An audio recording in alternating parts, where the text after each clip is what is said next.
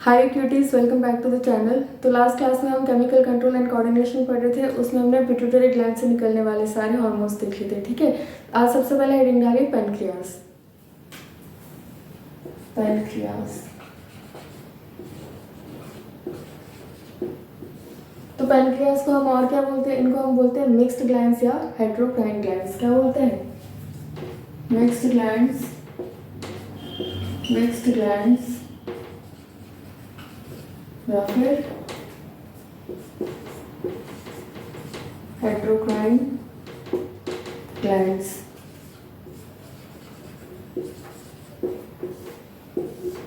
तो ये पैनक्रियास या मिक्स्ड ग्लैंड्स या हेटेरोक्राइन ग्लैंड्स इसके कितने पार्ट्स होते हैं? इनके दो पार्ट्स होते हैं। कौन कौन से?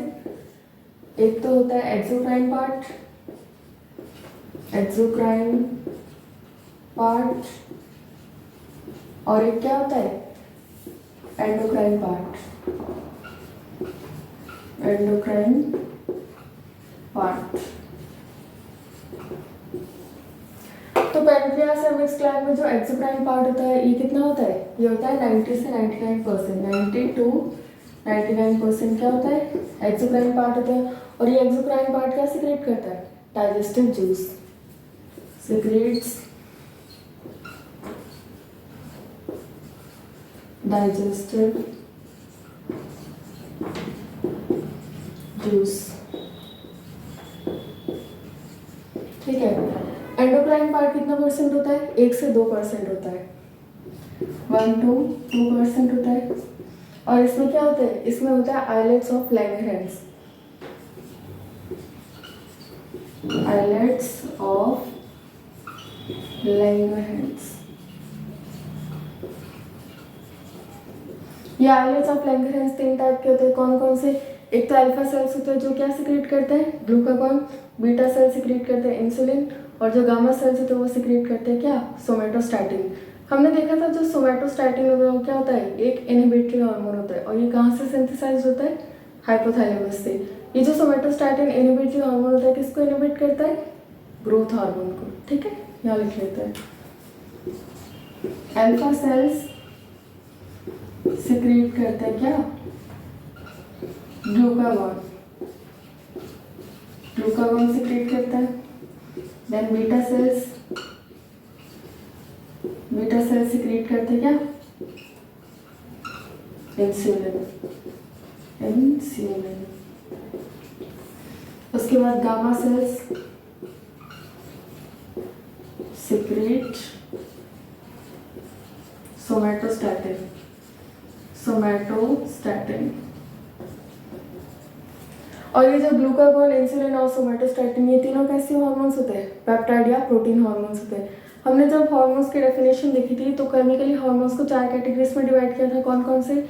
एक तो प्रोटीन हार्मोन्स होते हैं, अमाइनो एसिड के डेरिवेटिव्स होते हैं, आयोडो हार्मोन्स होते हैं, और क्या होते हैं? स्टेरॉइड हार्मोन्स होते हैं। ठीक है, तो हमने जो फर्स्ट देखा था प्रोटीन या पेप्टाइड हार्मोन्स, तो उनमें कौन कौन से थे? एक तो हाइपोथैलेमस से निकलने वाले सारे हार्मोन्स कैसे होते हैं? प्रोटीन या पेप्टाइड हार्मोन्स। फिर देखा था पिट्यूटरी ग्लैंड से निकलने वाले सारे हार्मोन्स कैसे होते हैं? प्रोटीन या पेप्टाइड हार्मोन्स। फिर थर्ड देखा था पैनक्रियास, तो पैनक्रियास से निकलने वाले सारे हार्मोन्स भी कैसे थे? प्रोटीन या पेप्टाइड हार्मोन्स। तो ये तीनों कैसे? Protein hormones. All are protein या पेप्टाइड हार्मोन्स, पेप्टाइड हार्मोन्स। ठीक है, चलिए इसका स्क्रीनशॉट ले लीजिए। हेडिंग डालिए ग्लूकागॉन एंड इंसुलिन। तो ये ग्लूकागॉन और इंसुलिन का काम क्या होता है? तो हमारी बॉडी में जो ब्लड ग्लूकोज लेवल होता है या जो शुगर का लेवल होता है उसको कौन मेंटेन करता है? ग्लूकागॉन और इंसुलिन। ठीक है, जैसे गर्मियाँ होती है तो गर्मियों में लोग क्या करते हैं? कोल्ड ड्रिंक्स पीते हैं। कोल्ड ड्रिंक्स में क्या होता है? शुगर होता है। शुगर होता है तो ब्लड में शुगर का लेवल इंक्रीज होता है। तो ब्लड में शुगर का लेवल इंक्रीज हो उसको कम कौन करेगा? इंसुलिन। ठीक है, और जैसे कभी आप फास्टिंग करते हो और जब फास्टिंग करते हैं आपने सुबह से कुछ भी नहीं खाया है तो ब्लड में ग्लूकोज का लेवल या शुगर का लेवल क्या होता है? कम हो जाता है। तो ब्लड में शुगर का लेवल कम है, उसको बढ़ाएगा कौन? ग्लूकागॉन। ठीक है, तो ये ग्लूकागॉन और इंसुलिन एक दूसरे के अपोजिट काम करते हैं, इनको बोलते हैं एंटागोनिस्टिक टू ईच अदर। ठीक है, यहाँ लिख लेते हैं points. both are concerned for regulation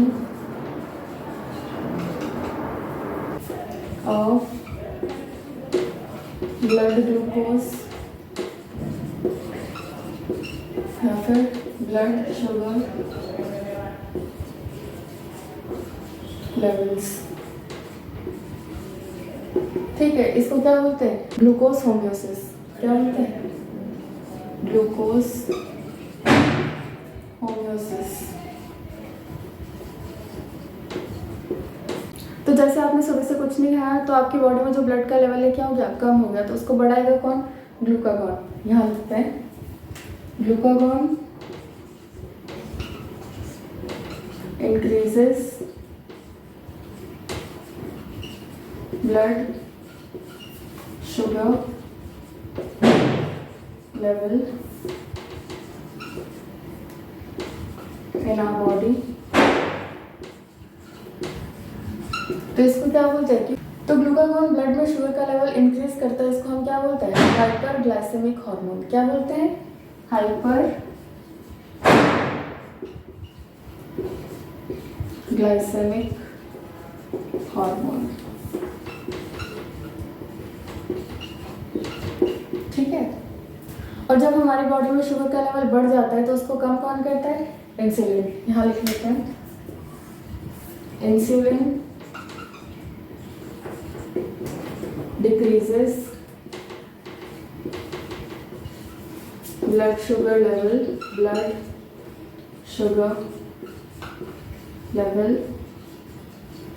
hence it is known as, इसको हम क्या बोलते हैं? Hypoglycaemic hormone, known as hypoglycaemic hormone. तो हमने देखा जो ग्लूकागॉन और इंसुलिन एक दूसरे के ऑपोजिट काम करते हैं। ठीक है, यहाँ लिख लेते हैं both are antagonistic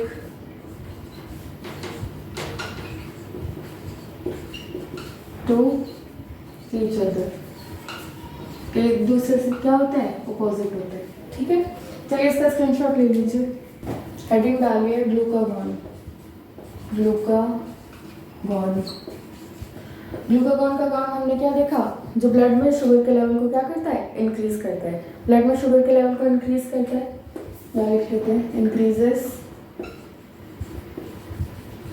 blood sugar level.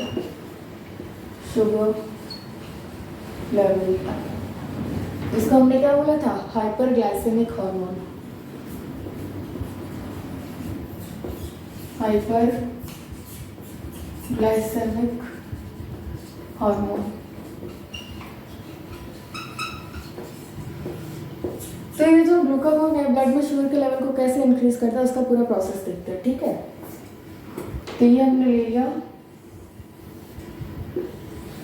ये क्या है? ब्लड ले लिया। ठीक है, और यहाँ हम ये लेते हैं लिवर। ये हमने क्या ले लिया? लिवर, या इसको क्या होता है? हिपैटोसाइट्स।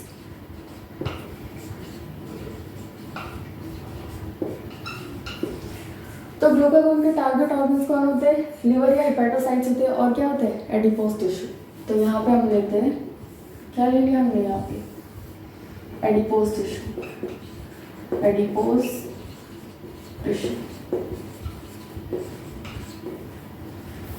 तो ग्लूकागॉन क्या करेगा? ब्लड में शुगर के लेवल को क्या करेगा? इंक्रीज। क्या करेगा? ब्लड में शुगर के लेवल का इंक्रीज करेगा। तो उसको शुगर कहाँ से? कहीं से तो चाहिए ना, कि कहीं से तो शुगर आया तभी तो ब्लड में शुगर के लेवल को इंक्रीज करेगा। तो ये जो लिवर या हेपेटोसाइट्स होता है इसमें क्या होता है? ग्लाइकोजन होता है। क्या होता है इसमें होता है ग्लाइकोजन। तो ग्लाइकोजन का क्या करता है? ब्रेक डाउन करता है, जिससे क्या बनता है? ग्लूकोज। तो ग्लाइकोजन का ब्रेक डाउन करता है, उससे क्या बनाता है? ग्लूकोज। और इस ग्लूकोज को, ये ग्लूकोज का शुगर है, इसको कहाँ भेजता है? ब्लड में भेजता है। ठीक है, तो ये आ गया यहाँ पे। अब जब ग्लाइकोजन लिवर या हेपेटोसाइट्स में ग्लाइकोजन है, इनका ब्रेकडाउन हुआ और ये क्या बना? ग्लूकोज। और इस प्रोसेस को क्या बोलते हैं हम? ग्लाइकोजेनोलाइसिस। क्या बोलते हैं? ग्लाइकोजेनोलाइसिस। Glycogen lysis. लाइसिस मतलब ब्रेकडाउन, और यहाँ पे ग्लाइकोजन, तो ग्लाइकोजन का ब्रेकडाउन हो रहा है तभी क्या बन रहा है? ग्लूकोज। और यहाँ से किस में जा रहा है? ब्लड में। तो ब्लड में शुगर का लेवल क्या हो रहा है? इंक्रीज हो रहा है। फिर आते हैं एडिपोज टिश्यू। एडिपोज टिश्यूज पे जो नॉन कार्बोहाइड्रेट्स होते हैं ना, कौन? ये ग्लाइकोजन क्या है? कार्बोहाइड्रेट है, लेकिन एडिपोज टिश्यू में नॉन कार्बोहाइड्रेट्स होते हैं। ठीक है, तो नॉन कार्बोहाइड्रेट्स को ब्रेक करके क्या बनाते हैं? ग्लूकोज। नॉन कार्बोहाइड्रेट को ब्रेक किया, क्या बनाया? ग्लूकोज। तो नॉन कार्बोहाइड्रेट से ग्लूकोज बनाया, ग्लूकोज मतलब शुगर। अब इसको कहाँ भेजते हैं? क्या? ब्लड में भेज देते हैं। ठीक है, ब्लड में शुगर का लेवल इंक्रीज हो गया। जब नॉन कार्बोहाइड्रेट से ग्लूकोज बनाते हैं, उस प्रोसेस को क्या बोलते हैं? ग्लूकोनियोजेनेसिस। क्या बोलते हैं? ग्लूकोनियोजेनेसिस बोलते हैं। ग्लूकोनियोजेनेसिस। ठीक है, ग्लूकागॉन ब्लड में शुगर के लेवल को इंक्रीज करता है। ये ब्लड है, यहाँ पे जो टारगेट ऑर्गन्स के लिवर और एडिपोज टिश्यू। लिवर में ग्लाइकोजन होता है, उसका ब्रेकडाउन हुआ ग्लूकोज में। ये ग्लूकोज से शुगर किस में गया? ब्लड में गया। ठीक है, एडिपोज टिश्यू में नॉन कार्बोहाइड्रेट्स का ब्रेकडाउन करके क्या बनाया? ग्लूकोज। ग्लूकोज से किस में भेजा? ब्लड में। तो ब्लड में शुगर का लेवल इंक्रीज हो गया। ठीक है, चलिए इसका स्क्रीनशॉट ले लीजिए। क्या लिख लेते हैं? Glucagon stimulates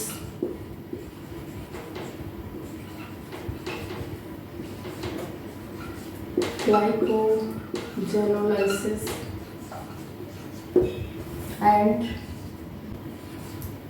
gluconeogenesis and increases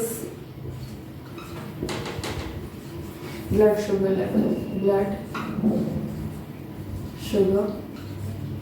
level. ठीक है, चलिए इसका स्क्रीनशॉट ले लीजिए। हेडिंग डालिए insulin.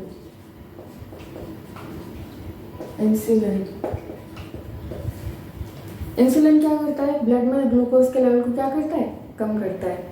Reduces blood glucose level. Reduces blood glucose level. इसको हम क्या बोलते हैं? Hypoglycaemic hormone.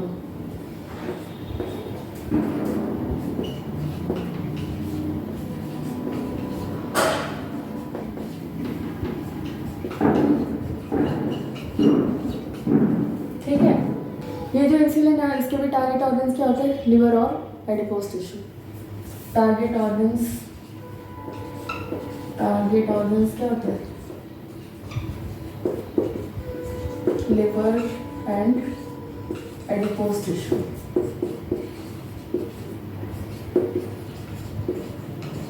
तो यहाँ पे फिर से हम ब्लड बनाते हैं।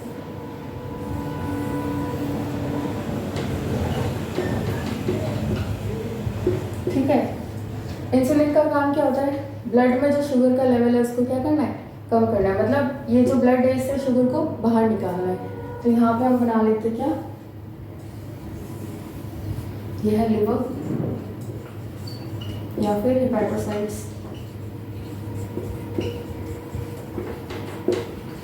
और यहाँ बना लेते हैं एडिपोज टिश्यू। क्या ये? एडिपोज टिश्यू, या फिर इनको क्या बोलते हैं? एडिपोसाइट्स। एडिपोसाइट्स। ठीक है, तो इंसुलिन का काम होता है ब्लड से जो शुगर का लेवल है उसको कम करना। तो ये कहाँ भेजेगा? ब्लड यहाँ भेजेगा। कहाँ पे? ग्लूकोज को यहाँ भेजा इसने, किसमें? लिवर में। तो ब्लड से ग्लूकोज कहाँ आया? लिवर में। अब ये ग्लूकोज किस में कन्वर्ट होगा? ग्लाइकोजन में कन्वर्ट होगा। किसमें? ग्लाइकोजन। अब प्रोसेस क्या हो रहा है, उल्टा हो रहा है। हमने जो ग्लूकागॉन देखा था उसमें क्या होता है, जो लिवर या हेपेटोसाइट्स होते हैं उसमें ग्लाइकोजन से ग्लूकोज बनता है, लेकिन यहाँ पे क्या हो रहा है, यहाँ पे ग्लूकोज से क्या बन रहा है, ग्लाइकोजन। क्या हो रहा है, ग्लाइकोजन का सिंथेसिस हो रहा है, इसको हम क्या बोलते हैं, ग्लाइकोजेनेसिस। क्या बोलते हैं, ग्लाइकोजेनेसिस। ठीक है, तो ब्लड से शुगर आ रहा है, ब्लड से ग्लूकोज किस में आ रहा है, लिवर में आ रहा है, और ये ग्लूकोज किस में कन्वर्ट होता है, ग्लाइकोजन में कन्वर्ट होता है, और इस प्रोसेस को बोलते हैं ग्लाइकोजेनेसिस। ठीक है, अब यहाँ पे ये एडिपोज टिश्यू में जाएगा, ग्लूकोज किस में जाएगा, एडिपोज टिश्यू, ग्लूकोज। अब ये ग्लूकोज किस में कन्वर्ट होगा, फैट्स में। किस में कन्वर्ट होगा, फैट्स में। ठीक है, यहाँ लिख लेते हैं, insulin stimulates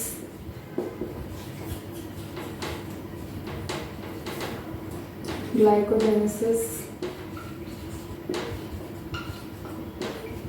and glycolysis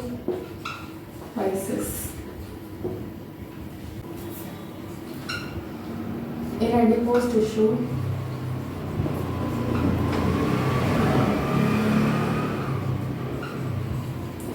Insulin stimulates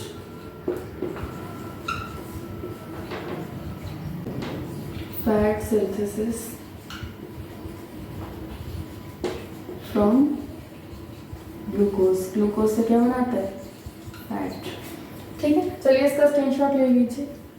तो हमने इंसुलिन का प्रोसेस पूरा देख लिया, और अगर हमारी बॉडी में इंसुलिन की डेफिशिएंसी हो जाए, क्या हो जाए, कमी हो जाए, तो क्या होता है उससे, क्या होता है उससे, डायबिटीज मेलाइटस होता है। क्या लिख लेते हैं, डेफिशिएंसी ऑफ इंसुलिन। अगर इंसुलिन की डेफिशिएंसी हो जाए तो उससे क्या होता है, उससे होता है डायबिटीज मेलाइटस।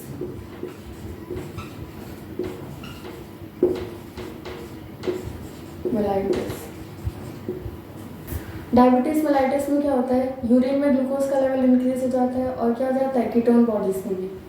क्या लिख लेते हैं,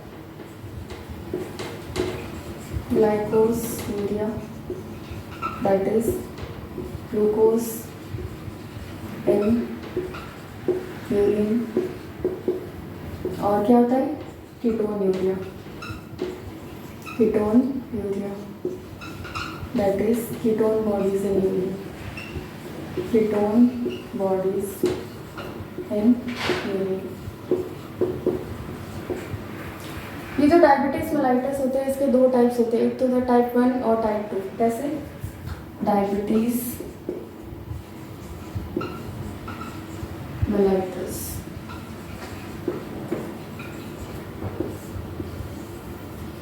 फर्स्ट इज टाइप 1 होता है।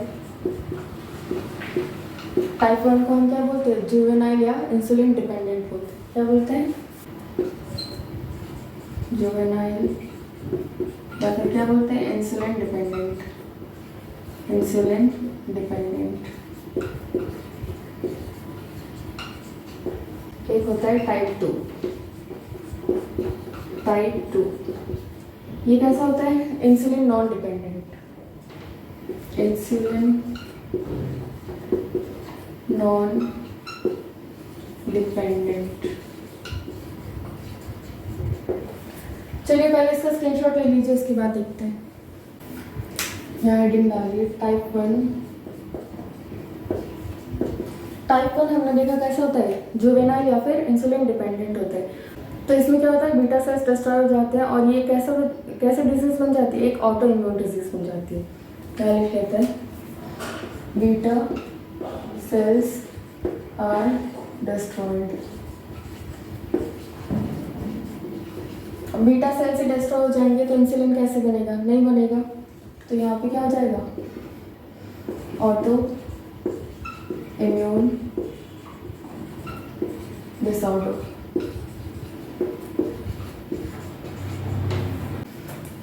टाइप 2 में क्या होता है, टाइप 2 में जो जो इंसुलिन के रिसेप्टर्स होते हैं वो क्या हो जाते हैं, नॉन फंक्शनल हो जाते हैं, ठीक है। Insulin receptors are non functional, और नॉन फंक्शनल क्यों होते हैं, इनका मेन कॉज क्या होता है, ओबेसिटी या मोटापा। मेन कॉज क्या होता है, ओबेसिटी। ठीक है, पहले इसके स्क्रीनशॉट ले लीजिए। डायबिटीज मेलाइटस और डायबिटीज इंसिपिडस।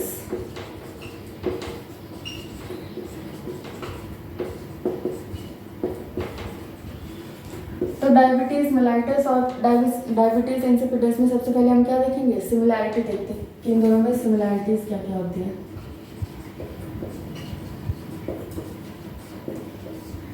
तो पहली सिमिलैरिटी दोनों में क्या होता है, पॉलीयूरिया। क्या होता है, पॉलीयूरिया।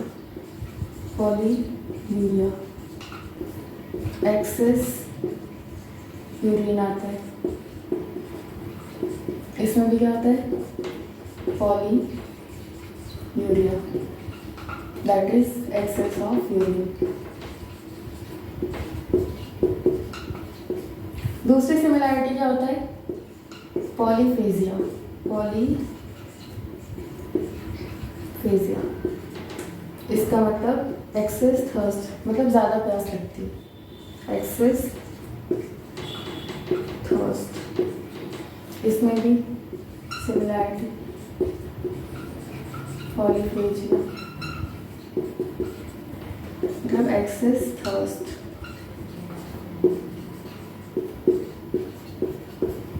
चलिए, हमने दो सिमिलैरिटीज देखी दोनों में, अब देखते हैं डिससिमिलैरिटीज क्या होती है। डिससिमिलैरिटीज,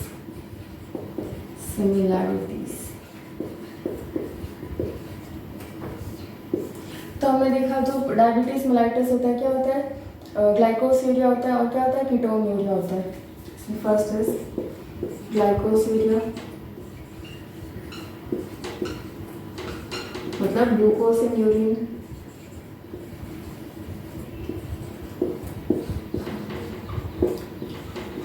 लेकिन डायबिटीज इंसिपिडस में ये नहीं होता है, यहाँ पे क्रॉस लगा दी। सेकेंड इज कीटोन्यूरिया, देखा हमने, कीटोन्यूरिया मतलब ketone bodies in urine, ketone bodies in urine, लेकिन डायबिटीज इंसिपिडस में ये भी नहीं होता। ठीक है, दो सिमिलैरिटीज देखी, डिससिमिलैरिटीज देखी, इसका स्क्रीनशॉट ले लीजिए।